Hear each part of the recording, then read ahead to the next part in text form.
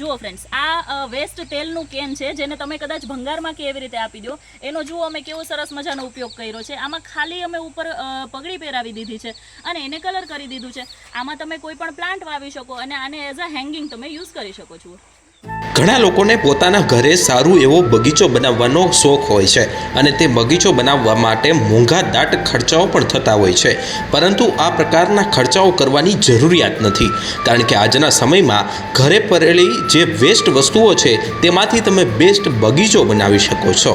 જૂનાગઢના એક એવા મહિલા કે જેને વનવગડો ફાર્મ અત્યારે બનાવ્યું છે. આ ગાર્ડનમાં જો એમને જે વસ્તુઓનો ઉપયોગ કર્યો છે તે તમામ વસ્તુઓ વેસ્ટ હતી, જેનું કહી શકાય કે જે પ્રકારના તેલના ડબ્બામાંથી તેમને સારું એવું એક પોટ બનાવ્યું છે.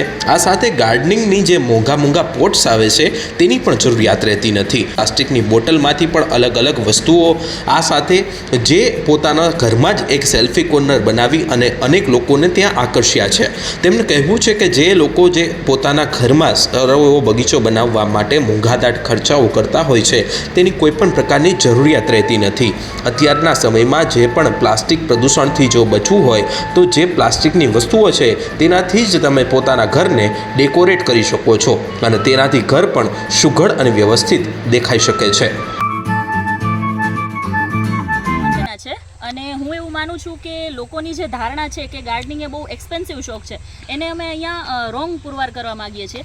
કારણ કે ગાર્ડનિંગમાં મોંઘા પોટ્સ, મોંઘા ટૂલ્સ એની કોઈ જરૂરિયાત નથી હોતી. તમારી પાસે પડેલા વેસ્ટ મટીરિયલમાંથી પણ તમે બહુ જ સારું એવું ગાર્ડનિંગ કરી શકો છો, જે એકદમ લો કોસ્ટ, લો મેન્ટેનન્સ હોય છે. માત્ર જરૂર હોય છે તમારી ક્રિએટિવિટીની. અહીંયા અમારા વનવગડો ફાર્મ ઉપર અમે જે અલગ અલગ ઝાડવા વાવ્યા છે એમાં અમે વેસ્ટમાંથી બેસ્ટનો પણ ઘણો બધો ઉપયોગ કરેલો છે, જેમાં નકામા ટાયરમાંથી અમે ડેકોરેટિવ સેલ્ફી કોર્નર બનાવેલા છે.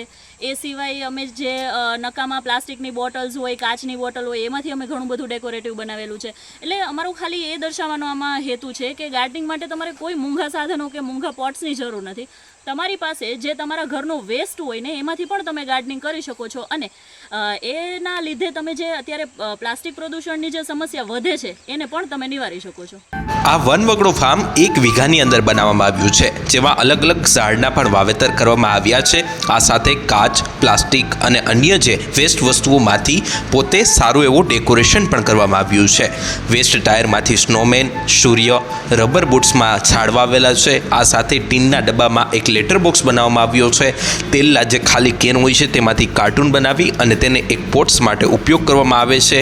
આ સાથે માટીની મૂર્તિઓનું પણ કોર્નર એક ઊભું કરવામાં આવ્યું છે, જેનાથી અલગ અલગ જે પોતાના ઘરનો છે તે વસ્તુઓથી ઉઠાવ આવે છે. અને કહેવામાં આવે તો કોઈપણ પ્રકારની મોંઘીદાટ વસ્તુઓનું આ ગાર્ડન બનાવવા માટે ઉપયોગ કરવામાં આવ્યો નથી.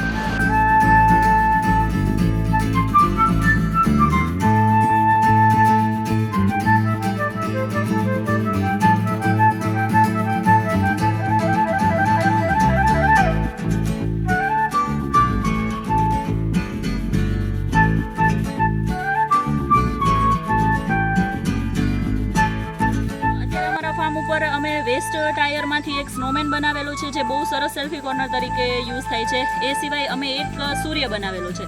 એ સિવાય અમે જે પેલા નકામા રબર બૂટ્સ હોય છે એમાં અમે ઝાડવા વાવેલા છે.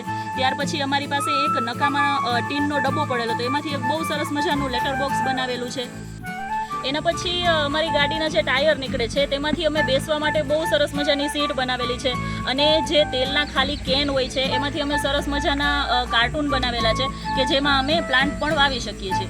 આમ અનેક લોકો વંદનાબેન પાસેથી પ્રેરણા લઈ અને પોતાના ઘરે પણ મોંઘાદાટ ગાર્ડન બનાવવા કરતાં પોતાના ઘરે પડેલી વેસ્ટ વસ્તુઓમાંથી બેસ્ટ ગાર્ડન બનાવી શકે છે. અને તેનાથી અનેક જે પ્રદૂષણની જે વસ્તુઓ છે તે પણ બચી જશે અને તમારા ઘરમાં ગાર્ડન માટે કામમાં આવી શકે તેમ છે.